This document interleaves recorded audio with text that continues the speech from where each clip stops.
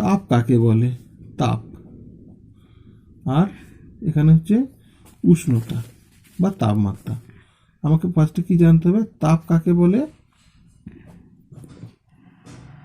তাপ হলো এক প্রকার শক্তি। আমরা বলি না তাপ শক্তি, আমরা কি বলি? তাপ শক্তি বলি তো। তাহলে তাপ কাকে বলবো? তাপ হলো এক প্রকার শক্তি, যার গ্রহণ করলে বস্তু গরম হয়ে ওঠে আর বর্জন করলে বস্তু ঠান্ডা হয়ে যায়। তাপ কাকে বলে?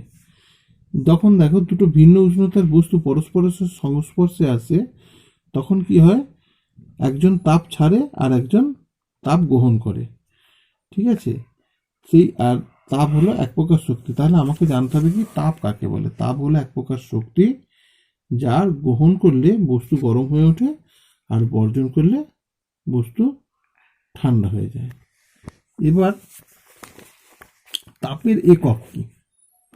তাপের একক, তাপের একক কি? তাপের একক হলো জুল। এসআই পদ্ধতিতে তাপের একক কি? এসআই পদ্ধতিতে তাপের একক হলো জুল। ঠিক আছে? এসআই পদ্ধতিতে তাপের একক হলো জুল। এছাড়া সিজিএস পদ্ধতি রয়েছে। সিজিএস পদ্ধতিতে তাপের একক হচ্ছে ক্যালোরি। আর এফপিএস পদ্ধতিতে তাপের একক হচ্ছে ব্রিটিশ থার্মাল একক।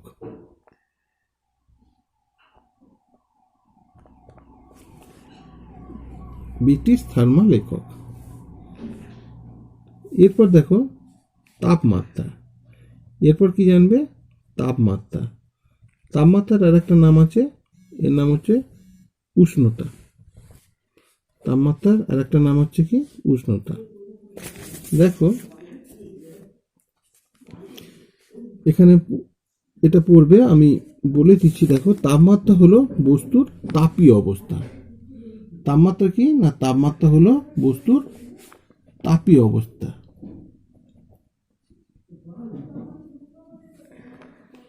তাপমাত্রা কি? তাপমাত্রা হলো বস্তুর তাপীয় অবস্থা, যার থেকে বোঝা যায় বস্তুটা তাপ গ্রহণ করবে না বস্তুটা তাপ ছাড়বে।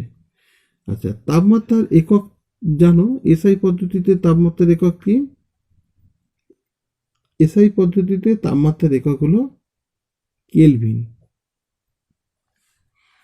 এসআই পদ্ধতিতে তাপমাত্রার একক হলো কেলভিন। এছাড়া সিজিএস পদ্ধতিতে তাপমাত্রার একক হলো ডিগ্রি সেন্টিগ্রেড বা ডিগ্রি সেন্টিগ্রেড বা সেন্টিগ্রেড, যেটাকে বলছি আমরা সেন্টিগ্রেড। আর এফপিএস পদ্ধতিতে তাপমাত্রার একক হলো ফারেনহাইট।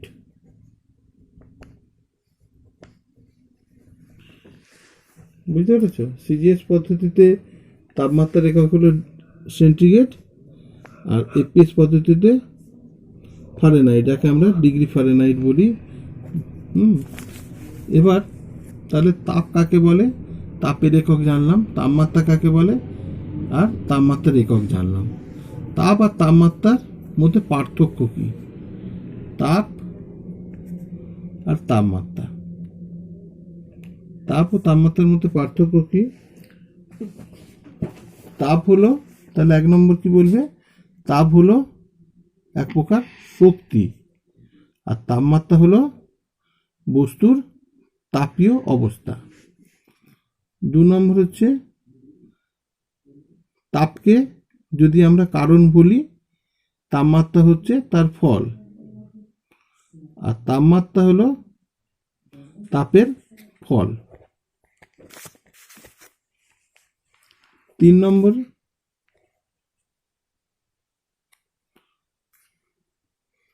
তাপ গ্রহণে বস্তু গরম হয়ে ওঠে আর তাপ বর্জনে বস্তু ঠান্ডা হয়ে যায়।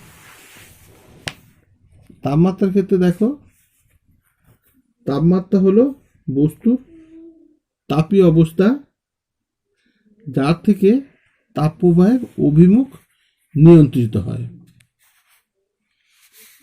4 নম্বর কি? তাপের একক হলো জুল, ক্যালোরি, ব্রিটিশ থার্মাল একক, আর তাপমাত্রার একক হলো কেলভিন, সেন্টিগ্রেড, ফারেনহাইট। ঠিক আছে, এইগুলো হচ্ছে তাপ ও তাপমাত্রার পার্থক্য।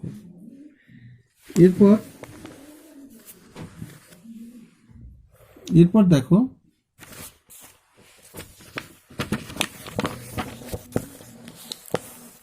এখানে বলছে, দেখো এই যে তাপ কোনো বস্তু গ্রহণ করবে বা ছাড়বে, এগুলো কিসের উপর নির্ভর করে?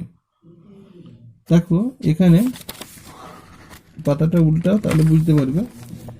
দেখো কোনো বস্তুর উষ্ণতা বৃদ্ধি বা হ্রাসের জন্য বাইরে থেকে কতটা তাপ নেবে বা হারাবে, যে যে বিষয়গুলোর উপর নির্ভর করে সেগুলো কি কি? একটা হচ্ছে বস্তুর উপাদান, একটা হচ্ছে বস্তুর ভর, আর একটা হচ্ছে তাপের উষ্ণতা, মানে উষ্ণতার বৃদ্ধি বা হ্রাস।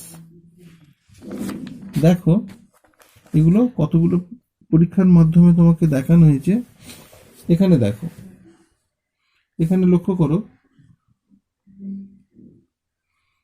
এখানে 1 গ্লাস জল রয়েছে, তার উষ্ণতা কত? 25 ডিগ্রি সেন্টিগ্রেড উষ্ণতা। ঠিক আছে, আমাদের ঘরের যে তাপমাত্রা আমরা ধরে নিচ্ছি 25 ডিগ্রি সেন্টিগ্রেড উষ্ণতা 1 গ্লাস জল রয়েছে। এরপর দেখো দুটো ডেচকি নিয়েছে, তাতে প্রথমেরটাতে 1 গ্লাস জল দিয়েছে, আর তারপরের ডেচকিটাতে 10 গ্লাস জল দেওয়া হয়েছে। প্রথমেরটাতে কি হয়েছে? 1 গ্লাস জল, আর এতে 10 গ্লাস জল। তাহলে আমার উপাদানটা কি? তাহলে জল, এরও যা জল, এরও জল। এবার আমি তাপ দিচ্ছি,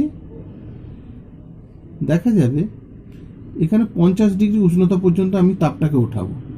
ঠিক আছে, 50 ডিগ্রি সেন্টিগ্রেড পর্যন্ত তাপ, প্রথমেরটাকে আমি তাপ দিয়ে উঠালাম, আর এইটাতেও, যেটাতে 10 গ্লাস জল আছে, তাতেও আমি তাপ দিয়ে 50 ডিগ্রি সেন্টিগ্রেড পর্যন্ত আমার পারস্তম্ভের সূত্রটাকে উঠালাম।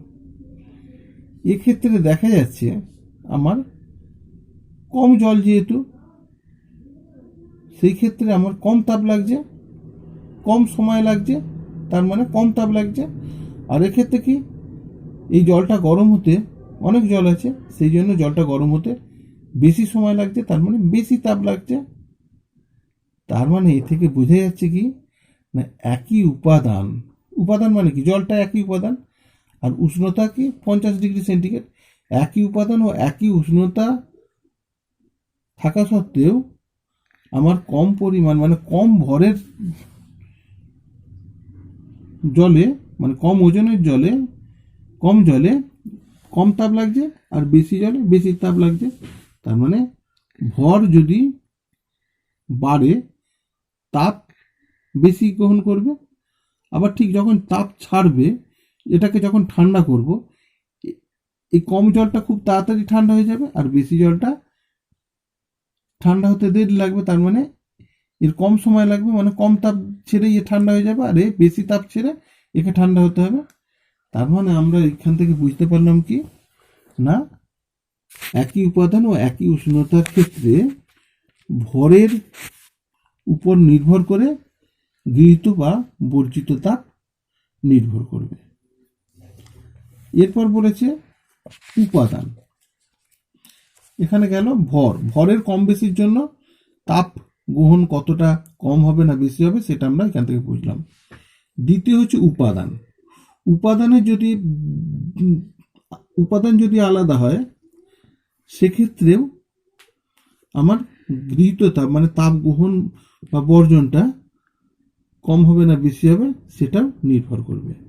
কিরকম ভাবে ব্যাপারটা বোঝাচ্ছি দেখো, এখানে 1 কাপ জল নিয়েছে, আর এখানে 1 কাপ দুধ নিয়েছে। তার মানে জল একটা আলাদা একটা উপাদান, আর দুধ একটা আলাদা, দুটো আলাদা আলাদা উপাদান। দুজনেরই তাপমাত্রা কত? 25 ডিগ্রি সেন্টিগ্রেড, মানে ঘরের তাপমাত্রা আমরা রেখেছি। হ্যাঁ, এরপর কি করছি, এই যে দেখো এখানে স্ট্যান্ডের মধ্যে এই যে এটা থার্মোমিটারকে ফিট করে এবার জলটাকে ফার্স্টে দুধ নিয়েছি, এটাকে আমি গরম করছি, আর এখানে জল নিয়েছি, এটাকে আমি গরম করছি। একই সময় ধরে গরম করছি, একই সময় মানে একই পরিমাণ তাপ দিচ্ছি। এটা মাথায় রাখবে যে একই সময় মানে কি, একই পরিমাণ তাপ দিচ্ছি। একই পরিমাণ তাপ দিচ্ছি। এক্ষেত্রে দেখো, দুধের ক্ষেত্রে উষ্ণতা হয়েছে 55 ডিগ্রি, আর জলের ক্ষেত্রে উষ্ণতা হয়েছে 53 ডিগ্রি। তার মানে আমার এক্ষেত্রে উষ্ণতা বৃদ্ধিটা বেশি হয়েছে, আর এখানে উষ্ণতা বৃদ্ধিটা কম হয়েছে। এর থেকে আমরা কি বুঝতে পারছি, যে একই সময় ধরে উত্তপ্ত করা সত্ত্বেও দুই তরলের উষ্ণতা আলাদা আলাদা হয়, দুধের উষ্ণতা জলের চেয়ে বেশি হয়। বুঝতে পারছো? তার মানে উপাদান আলাদা হলে তাপ গ্রহণ বা বর্জনও আলাদা আলাদা হয়। তাহলে উপাদানের উপর নির্ভরশীল, আর উষ্ণতা বৃদ্ধি বা হ্রাসের উপরও তাপ গ্রহণ ও বর্জন নির্ভর করে। মোটামুটি এই তিনটে ফ্যাক্টরের উপর আমাদের তাপ গ্রহণ বা বর্জন নির্ভর করে। এরপর দেখো, এবার আমি যে জিনিসটা পড়াচ্ছি সেটা খুব ইম্পর্টেন্ট জিনিস। সেটা হচ্ছে, ধরো বরফ দেখেছো,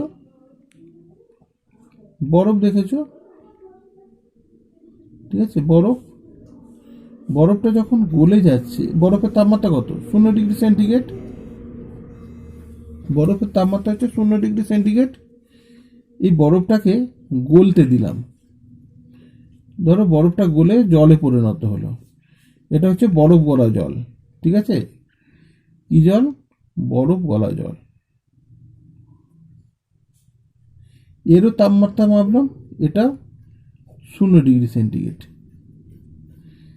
বরফের তাপমাত্রা 0 ডিগ্রি সেন্টিগ্রেড, এরও তাপমাত্রা 0 ডিগ্রি সেন্টিগ্রেড। তাহলে বরফটা কি করে গলে জল হলো? আমার তো কোনো তাপ বিদ্যুৎ দিলাম না, অথচ বরফটা গলে কি করে জল হয়ে গেল? না, এর মধ্যে কিছু না কিছু তাপ লুকিয়ে আছে, তা না হলে বরফটা গলে জলটা হবে কি করে? তার মধ্যে এই যে এর মধ্যে 80 ক্যালোরি তাপ লুকিয়ে আছে। 80 ক্যালোরি তাপ এর মধ্যে লুকিয়ে আছে। এই 80 ক্যালোরি তাপটাই হচ্ছে লীন তাপ। এই তাপটাকে বলি লীন তাপ।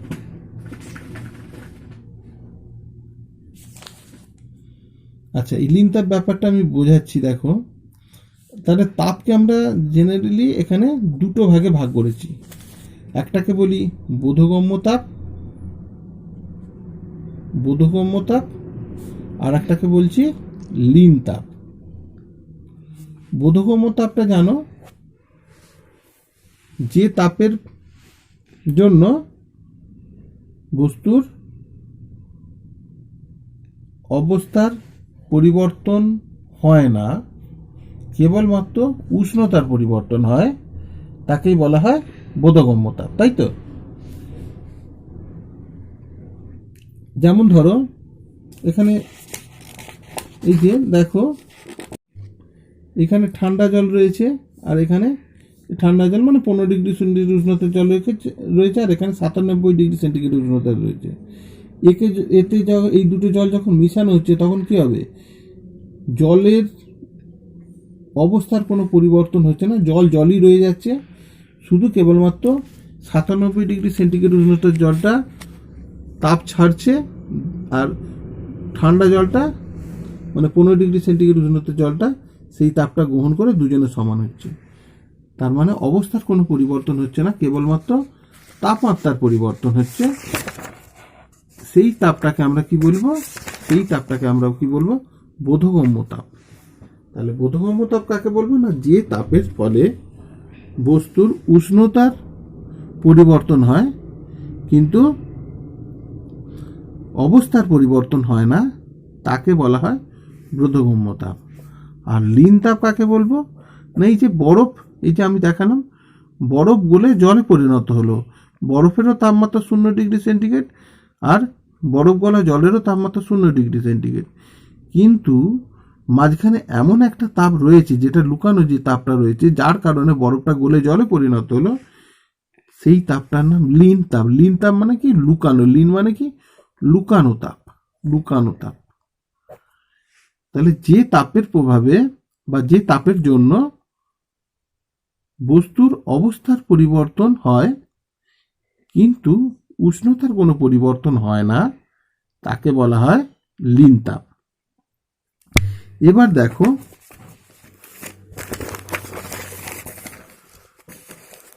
এই যে বলেছে, দেখো বরফের গলনের লীন তাপ 80 ক্যালোরি পার গ্রাম।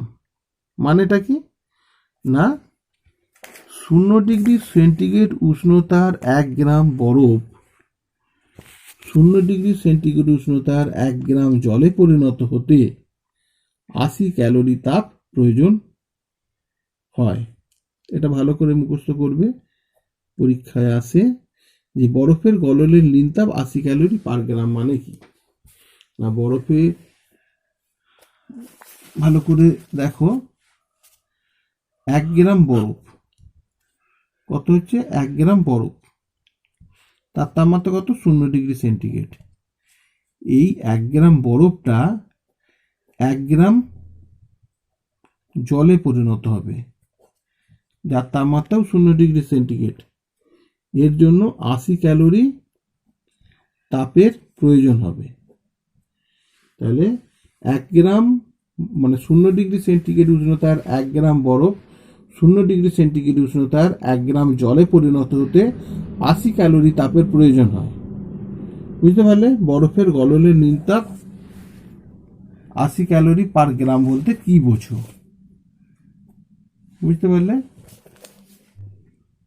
এখানে দেখো যেটা বললাম, আবার দেখো এই যে 1 গ্রাম জল 0 ডিগ্রি সেন্টিগ্রেড উষ্ণতায় 1 গ্রাম জল যখন সে বরফে পরিণত হচ্ছে, 0 ডিগ্রি সেন্টিগ্রেড উষ্ণতায় 1 গ্রাম বরফে পরিণত হচ্ছে, তখন কি করছে, সে 80 ক্যালোরি তাপ ছেড়ে দিচ্ছে, মানে এই 80 ক্যালোরি লীন তাপটা ছেড়ে দিচ্ছে। তাহলে আমরা কি 0 ডিগ্রি সেন্টিগ্রেড উষ্ণতার 1 গ্রাম জল যখন 0 ডিগ্রি সেন্টিগ্রেড উষ্ণতার 1 গ্রাম বরফে পরিণত হচ্ছে, তখন সে 80 ক্যালোরি তাপ ছেড়ে দিচ্ছে। বুঝতে পারলে? এবার এখন যদি তোমার প্রশ্ন আসে যে 1 গ্রাম বরফ, এই যে বরফের থেকে বরফে তুমি হাত রাখলে আর এই বরফ গলা জলে তুমি হাত রাখলে, কোনটাতে তুমি বেশি ঠান্ডা অনুভব করবে? তুমি সবসময় বরফের বেশি ঠান্ডা অনুভব করবে, আর জলে ওর থেকে কম। কারণ কি, জলে তোমার 80 ক্যালোরি তাপ বেশি রয়েছে, সেই কারণে বরফে বেশি ঠান্ডা অনুভূত হবে। আবার দেখো, এটা কেবলমাত্র বরফ আর জলের ক্ষেত্রে নয়, আবার দেখো জল যখন তুমি গরম করছো, জল যখন গরম করো তখন ওর তাপমাত্রা কত, 100 ডিগ্রি সেন্টিগ্রেড। এবার ওই জলকে যখন তুমি জল ফুটে কি হচ্ছে, ফুটালে কি হবে, বাষ্পে পরিণত হচ্ছে। সেই জন্য বলছে দেখো, এই 100 ডিগ্রি সেন্টিগ্রেড উষ্ণতার 1 গ্রাম জল যখন 100 ডিগ্রি সেন্টিগ্রেড উষ্ণতার 1 গ্রাম বাষ্পে পরিণত হচ্ছে, তখন 537 ক্যালোরি তাপ গ্রহণ করছে। বুঝতে পারছো? 100 ডিগ্রি সেন্টিগ্রেড উষ্ণতার 1 গ্রাম জল তুমি তাকে ফুটালে কি হবে, বাষ্পে পরিণত হবে। বাষ্পে পরিণত হলে কি হবে, 537 ক্যালোরি তাপ লাগছে।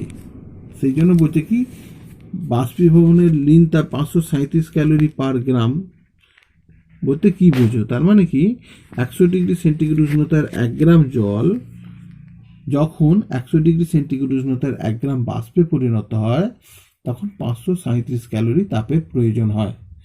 আবার ঠিক উল্টোটা দেখো, যখন বাষ্পটাকে তুমি ঠান্ডা করলে তখন সেটা আবার জলে পরিণত হয়ে যাবে, তখন কি করছে না, তখন সে 537 ক্যালোরি তাপ ছেড়ে দিচ্ছে। দেখো -537 ক্যালোরি, এটাকে বলা হয় ঘনীভবন। তাহলে বাষ্পীভবনে 537 ক্যালোরি তাপ লাগে, আর ঘনীভবনে 537 ক্যালোরি তাপ ছেড়ে দেয়, বাষ্প ছেড়ে দেয়। তাহলে 100 ডিগ্রি সেন্টিগ্রেড উষ্ণতার 1 গ্রাম বাষ্প 537 ক্যালোরি তাপ ছেড়ে 100 ডিগ্রি সেন্টিগ্রেড উষ্ণতার 1 গ্রাম জলে পরিণত হয়। এখন পরীক্ষায় প্রশ্ন আসে যে তুমি যদি তোমার হাতটাকে গরম জলে ডুবাও আর বাষ্পে হাত রাখো, কোনটাতে তোমার হাত বেশি পুড়বে? তোমার উত্তরটা কি হবে? তোমার উত্তরটা বাষ্পে বেশি পুড়বে। কারণ কি, ওই বাষ্পের মধ্যে, ঠিক আছে, 537 ক্যালোরি তাপ বেশি রয়েছে, তার কারণে ওখানে হাতটা তোমার বেশি পুড়ে যাবে। আচ্ছা, এর উপরে কিছু মানে কোশ্চেন রয়েছে যে হাতে স্পিরিট ঢাললে ঠান্ডা লাগে কেন? না, হাতে স্পিরিট ঢাললে, হাত স্পিরিটটা কি? উদ্বায়ী পদার্থ। হ্যাঁ, উদ্বায়ী মানে কি? সহজে উড়ে যায় আর কি। ঠিক আছে, তাহলে স্পিরিটটা প্রথমে কি থাকে? লিকুইড থাকে। যখন তুমি হাতে দিচ্ছ তখন হাত থেকে ওই লিকুইডটা খুব সহজেই বাষ্পে পরিণত হয়ে যাচ্ছে উদ্বায়ী পদার্থ বলে। তাহলে সে তখন বাষ্পে পরিণত হওয়ার জন্য তো তার দরকার লিন তাপ, ওই 537 ক্যালোরি তাপের দরকার হয়, ওই তাপটা দরকার হয়, লিন তাপটা দরকার হয়। সেই লিন তাপটা সে কোথা থেকে নেয়? সেই লিন তাপটা ওই হাত থেকে নেওয়ার চেষ্টা করে, যার ফলে যখনই ওখান থেকে হাত থেকে ওই তাপটা নিয়ে নেয় তখন আমাদের ওই হাতে ঠান্ডা মনে হয়। এটা পড়ে নেবে। এরপর দেখো, মাটির কলসির জল ঠান্ডা থাকে কেন? না, ঠিক একইভাবে মাটির কলসিতে অসংখ্য ছোট ছোট ছিদ্র থাকে। ওই ছিদ্র দিয়ে কি হয় না, জল সেই ঘামের আকারে বাইরের দিকে বেরিয়ে আসে। ঠিক আছে, তখন কি হয়, ওইগুলো ওই ছিদ্র দিয়ে যখনই বেরিয়ে আসে তখন ওটা বাষ্পে পরিণত হয়। আর সেই বাষ্পে পরিণত হওয়ার জন্য দরকার হয় লিন তাপ। সেই লিন তাপ কোথা থেকে নেয়? ওই ছেদা, ওই কলসির গা থেকে নেয়, ফলে ওই কলসি ঠান্ডা থাকে।